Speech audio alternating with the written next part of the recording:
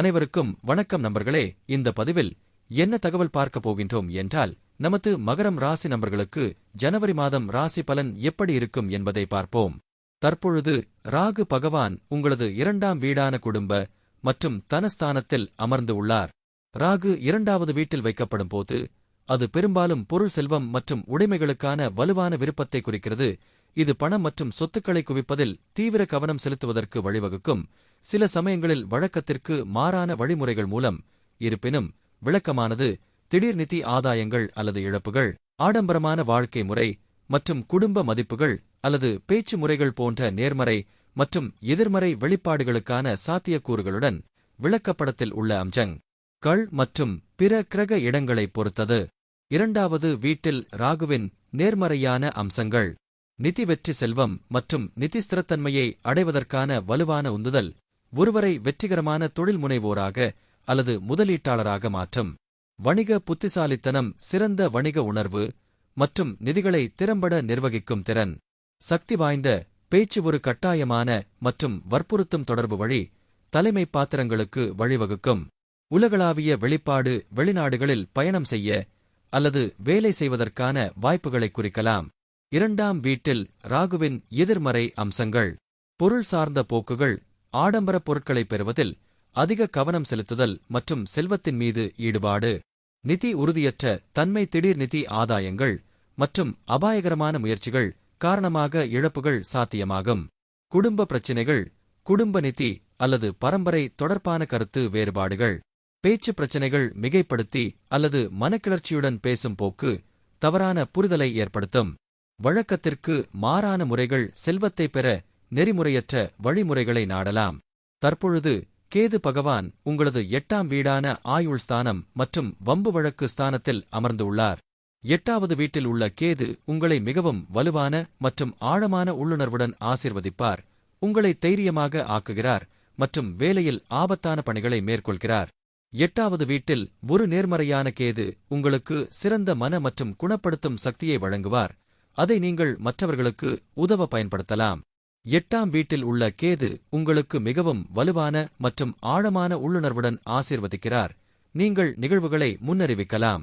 உங்களுக்கு நெருக்கமானவர்கள் மற்றும் அன்பானவர்கள் உட்பட மக்களுக்கு உதவ இந்த அசாதாரண சக்தியை நீங்கள் பயன்படுத்தலாம். அமானுஷ்ய அறிவியலின் மீதான உங்கள் ஆழ்ந்த விருப்பம் இதை ஒரு தொழிலாக எடுத்துக்கொள்வதில் உங்கள் ஆர்வத்தை வளர்க்கலாம் மற்றும் நீங்கள் அதை தேர்ந்தெடுத்தால் நீங்கள் மிகவும் சிறப்பாகச் செயல்படலாம். நீங்கள் இந்த விஷயத்தில் ஆழமான அறிவை பெறலாம் மற்றும் மற்றவர்களின் நலனுக்காக அதை பயன்படுத்தலாம்.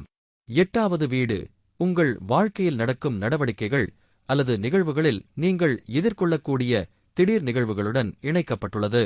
இந்த வீடு விபத்துக்கள் மற்றும் விபத்துக்களுடன் தொடர்புடையது. உங்கள் பாலியல் நோக்கங்களும் விருப்பங்களும் இந்த வீட்டின் மூலம் நிர்வகிக்கப்படுகின்றன. இரகசிய ஆசைகள், தொடர்புடைய தொழில் உட்பட வாழ்க்கையில் இரகசியமான விஷயங்களில் உங்கள் நாட்டம் இந்த வீட்டில் இருந்து தெரிகிறது. அமானுஷ்ய அறிவியலுடன் தொடர்பு கொள்வதற்கான உங்கள் விருப்பங்களும் இந்த வீட்டில் பிரதிபலிக்கின்றன.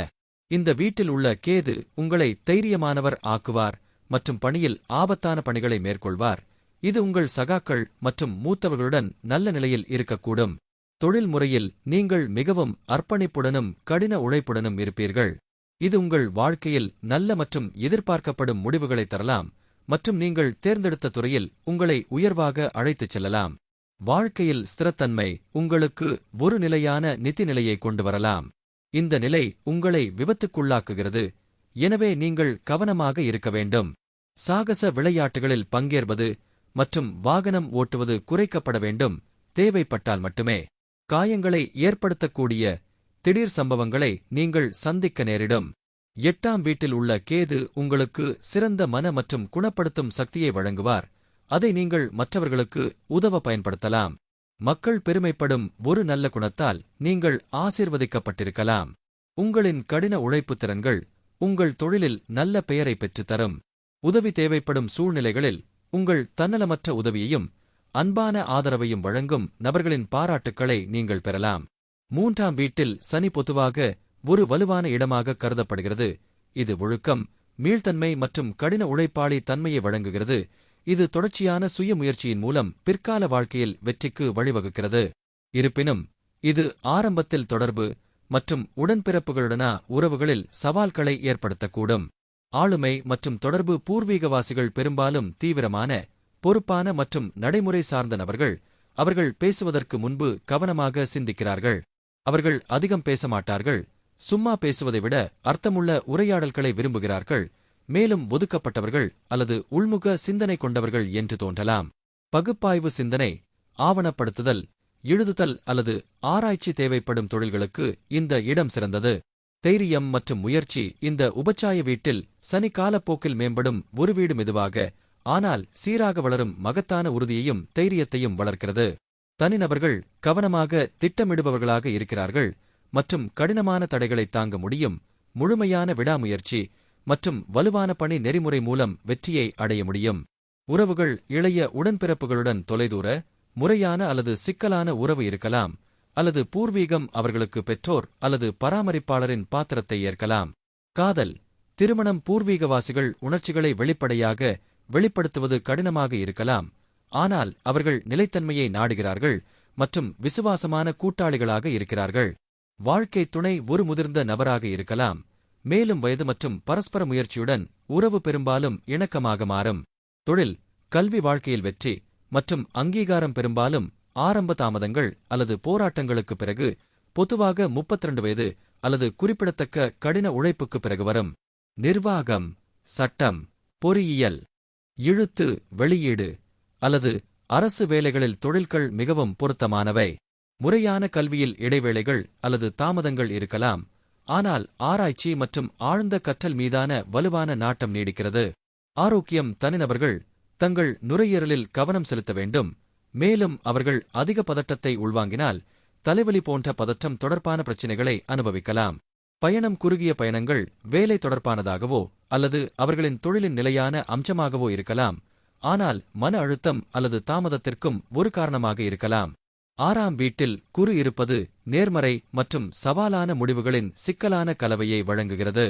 பூர்வீகவாசிகள் பெரும்பாலும் சேவை, சட்டம் அல்லது சுகாதாரத்துறைகளில் வெற்றியை காண்கிறார்கள், ஆனால் அதிகப்படியான ஈடுபாடு தொடர்பான உடல்நல பிரச்சினைகளை கவனத்தில் கொள்ள வேண்டும், ஏனெனில் வியாழன்தான் ஆக்கிரமித்துள்ள வீட்டின் விஷயங்களை விரிவுபடுத்த முனைகிறார். சேவை நோக்குநிலை, தனிநபர் சேவை, சமூக பணி அல்லது மனிதாபிமான முயற்சிகளில் வலுவான நாட்டம் கொண்டவர், மேலும் மற்றவர்களுக்கு உதவுவதன் மூலம் திருப்தி அடைகிறார். சிறந்த தொழில்கள், இந்த வேலைவாய்ப்பு சட்டம், வழக்கறிஞர்கள், நீதிபதிகள், மருத்துவர்கள், குணப்படுத்துபவர்கள், கற்பித்தல், ஆலோசனை, நிதி அல்லது அரசு பொது சேவை போன்ற தொழில்களுக்கு மிகவும் சாதகமானது. பணியிட இயக்கவியல், பூர்வீகவாசிகள் பெரும்பாலும் தங்கள் நாணம் மற்றும் நெறிமுறை அணுகுமுறை காரணமாக தங்கள் பணியிடத்தில் குருக்கள் அல்லது வழிகாட்டிகளாக மதிக்கப்படுகிறார்கள். அவர்கள் ராஜதந்திரம் மற்றும் நியாயத்துடன் மோதல்களை கையாள்வதில் சிறந்து விளங்குகிறார்கள். முயற்சி மூலம் வெற்றி, வளர்ச்சி மற்றும் பதவி உயர்வுக்கான வாய்ப்புகள் வருகின்றன, ஆனால் அவர்களுக்கு அர்ப்பணிப்பு, முயற்சி மற்றும் விடாமுயற்சி தேவை. பொது சுகாதாரம், நன்கு நிலைநிறுத்தப்பட்ட வியாழன் வலுவான நோய் எதிர்ப்பு மண்டலத்தையும் நோய்களுக்கு எதிரான மீள்தன்மையையும் வழங்க முடியும். சாத்தியமான சிக்கல்கள், குருவின் பரந்த தன்மை, உடல் பருமன், நீரிழிவு நோய் அல்லது கல்லீரல், வயிற்று பிரச்சினைகள் போன்ற அதிகப்படியான உடல்நல பிரச்சினைகளுக்கு வழிவகுக்கும். ஒழுக்கமான உணவு மற்றும் உடற்பயிற்சி வழக்கத்தை பராமரிப்பது மிக முக்கியம். ஒழுக்கமான அணுகுமுறை, பூர்வீகவாசிகள் தங்கள் ஆரோக்கியத்தை நிர்வகிக்க ஆயுர்வேதம் அல்லது ஆன்மீக நடைமுறைகள் போன்ற மாற்று அல்லது முழுமையான சிகிச்சை முறைகளுக்கு ஈர்க்கப்படலாம். தற்பொழுது சூரிய பகவான் உங்களது 12ஆம் வீடான விரயஸ்தானத்தில் அமர்ந்து உள்ளார். 12ஆம் வீட்டில் சூரியன் தீவிர ஆன்மீகம்.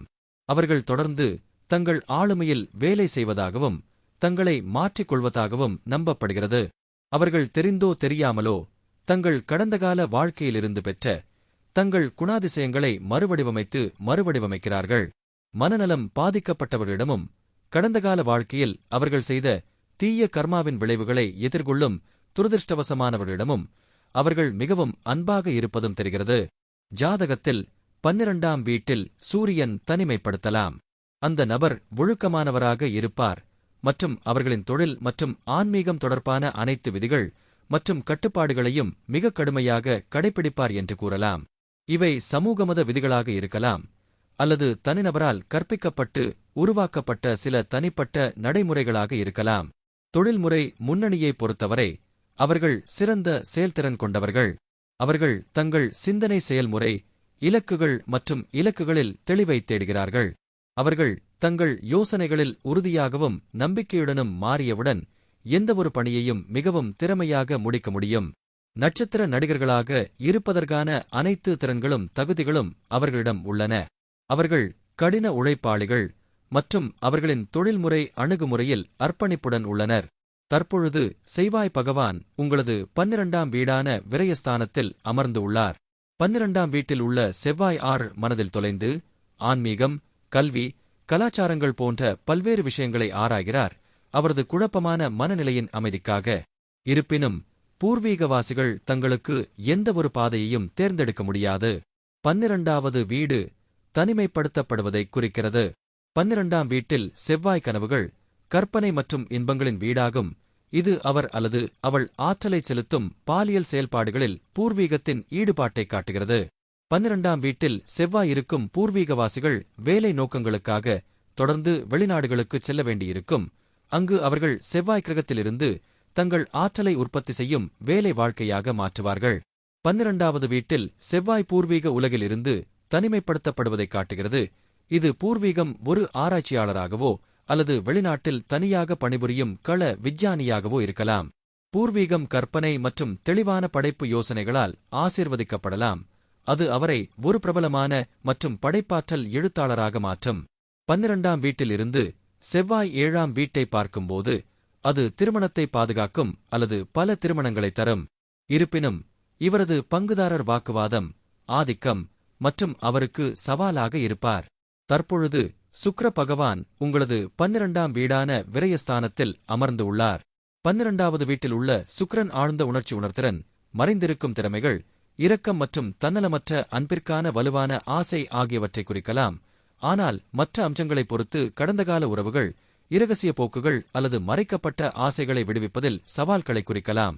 விளக்கப்படத்தில் உள்ள கிரகங்கள் அடிப்படையில் காதல் மற்றும் மகிழ்ச்சியுடன் கூடிய ஒரு சிக்கலான உறவு பெரும்பாலும் நுட்பமான அல்லது திரைக்கு பின்னால் உள்ள வழிகளில் வெளிப்படுத்தப்படுகிறது. நேர்மறை விளக்கங்கள், ஆழ்ந்த உணர்ச்சி இணைப்பு, பச்சாதாபம் மற்றும் ஆழமான மட்டத்தில் மற்றவர்களை புரிந்துகொள்வதற்கான வலுவான திறன் பெரும்பாலும் ஆழமான அர்த்தமுள்ள உறவுகளுக்கான விருப்பத்திற்கு வழிவகுக்கிறது. கலை, நாட்டம், இசை, ஓவியம் அல்லது நடனம் போன்ற கலை நோக்கங்களில் படைப்பாற்றலுக்கான சாத்தியம் பெரும்பாலும் மறைக்கப்பட்ட அல்லது மாயத்தரத்துடன். ஆன்மீக ஆழம், ஆன்மீகத்தின் மீதான இயல்பான நாட்டம் மற்றும் உறவுகளில் உயர்ந்த அர்த்தத்தை தேடுவது. கவர்ச்சி மற்றும் கவர்ச்சி, மற்றவர்களை ஈர்க்கும் நுட்பமான வசீகரத்துடன் கூடிய கவர்ச்சியான ஆளுமை. பெருந்தன்மை மற்றும் பரோபகாரம், மற்றவர்களுக்கு உதவ ஆசை மற்றும் அழகு மற்றும் நல்லிணக்கத்தை ஊக்குவிக்கும் காரணங்களில் பங்களிக்க வேண்டும். புதன் பகவான் உங்களது 12ஆம் வீடான விரயஸ்தானத்தில் அமர்ந்து உள்ளார். 12ஆம் வீட்டில் உள்ள புதன் உயர்கல்வி மற்றும் தத்துவ மற்றும் மறைவான கற்றலை தருகிறார். 12ஆம் வீட்டில் புதன் செல்வதால் செல்வம் மற்றும் பயணங்கள் மற்றும் வெளிநாட்டில் குடியேறும் வாய்ப்பு. தொழில்முறை முன்னணியில் நீங்கள் ஒரு முன்னணி பாத்திரத்திற்கு தொடங்கிய ஒரு சிறிய நிலையில் இருந்து உங்களை அழைத்துச் செல்லும் வளர்ச்சியை கொண்டு வருகிறது. 12ஆம் வீட்டில் உள்ள புதன் உங்களுக்கு உயர்கல்வி, தத்துவக் கற்றல், ஆவிகளுடன் தொடர்பு மற்றும் மறைவான கற்றல் ஆகியவற்றை வழங்குகிறது. வேறொரு உலகத்திலிருந்து தகவல்களைப் பெறுவதற்கும் அதை நிஜ உலகத்துடன் தொடர்பு கொள்வதற்கும் வலுவான மனநலத்திறனை நீங்கள் கொண்டிருப்பீர்கள். உங்கள் தர்க்கரீதியான மற்றும் பகுப்பாய்வு மனமானது கற்பனை உலகில் இருந்து வருகிறது. இது பலரால் புரிந்து கொள்ள முடியாது. அதனால்தான் உங்கள் புத்திசாலித்தனம் தவறாக புரிந்து கொள்ளப்படுகிறது. 12வது வீடு என்பது அனைத்து வகையான இழப்புகள், அன்பு, பணம், அறிவு போன்றவற்றின் வீடு. இது ஆன்மீகத்தின் உண்மையான வீடு. இது உங்களை மற்ற பகுதிகள் மற்றும் பரிமாணங்களுடன் இணைக்கிறது மற்றும் நமக்குத் தெரியாத விஷயங்களை குறிக்கிறது. அது வெளிநாட்டு வீடு. 12வது வீட்டில் உள்ள புதன் உங்களை மற்றவர்களுடன் தொடர்பு கொள்வதை குறைக்கும், மிகவும் கூச்ச சுபாவமுள்ளவராகவும் தகவல் தொடர்புகளில் இரகசியமாகவும் இருக்கும். அதே சமயம் நீங்கள் தனிமைப்படுத்தப்படுவீர்கள். 12ஆம் வீட்டில் புதன் உங்கள் பேச்சில் இழப்பை கொடுக்கும். ஒன்று உங்களுக்கு பேசுவதில் சிக்கல் இருக்கும் அல்லது நீங்கள் அதிகம் பேச மாட்டீர்கள். இந்த வேலை வாய்ப்பு உங்களை ஒரு வெற்றிகரமான எழுத்தாளராக மாற்றுவதற்கான சிறந்த இடங்களில் ஒன்றாகும். உங்களது கற்பனை நுண்ணறிவை வார்த்தைகளாக வைத்து அனைவருடனும் தொடர்பு கொள்ளலாம். புதன் என்பது பேச்சு. உங்கள் பேச்சு தனிமைப்படுத்தப்பட்டால் கைகள் மூலம் தொடர்பு கொள்வதற்கான சிறந்த வழி. உங்கள் உண்மையான செறிவு கற்பனை மற்றும் நிழலிடா மண்டலத்திலிருந்து வருகிறது. ஆவி வழிகாட்டியிலிருந்து செய்திகளைப் பெற நீங்கள் ஆண்டெனாவைப் போல ஆகிவிடுவீர்கள். அறியாதவற்றை அறிய உங்கள் உள்ளுணர்வு சக்தியை திறக்க முடியும் என்பதால் நீங்கள் ஒரு வெற்றிகரமான ஜோதிடராக முடியும். நீங்கள் உங்கள் மனதை பயன்படுத்தும்போது அது தனிமைப்படுத்தப்பட வேண்டும், மேலும் மக்களால் சூழப்படக்கூடாது. 12ஆம் வீட்டில் உள்ள புதன் உங்களுக்கு வெளிநாட்டு செட்டில்மெனே மற்றும் வெளிநாட்டு நாணயம் மற்றும் வர்த்தகம் மூலம் வருமானம் தருகிறார்.